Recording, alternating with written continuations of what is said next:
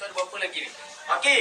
Lepas tu, meet and greet ni akan ada pula sebanyak 100 orang pula kita tambah. Maksudnya 150 dah. 150 orang. 100 orang lagi ni secara random dalam parcel.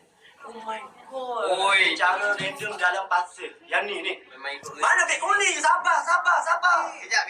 Ada orang komen, macam mana nak tahu yang order dulu? Dia terus akan masuk, kita terus print Yes. web bill tu. Betul. Itu Web ada. bill. Yang kau pun dapat. Okey. Web bill ni kita print terus ke? Kita nampak ke? Boleh baca tak nama? Kita baca nama. Boleh baca nama? Oh, Kita okey. baca nama orang yang confirm dapat 50 orang. Maksudnya kena stay lah. Kena stay. 50 orang kita akan baca nama terus 50 orang dan 100 orang lagi surprise sampai barang dia buat video macam ni. Wow. Oh, dapat meet and greet dengan Hazan dan juga Ikmano. Oi, apa? Baik macam itu. Saya pergi saya pergi ke depan. Macam dapat SPM tu. Ui, Okey. Ikmal dan juga Azan saya pergi ke depan. Macam Bos. dua orang pun lagi lah ke depan. Ada orang Okay. tanya buat kat mana ni? Yes. Buat kat mana tu, Bek?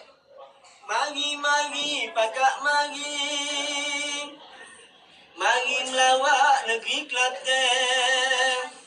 Takat sehari 2 hari.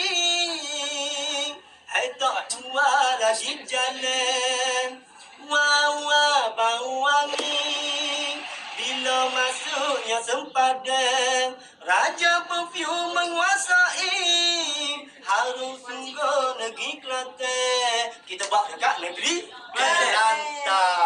Buat kat Kelantan tak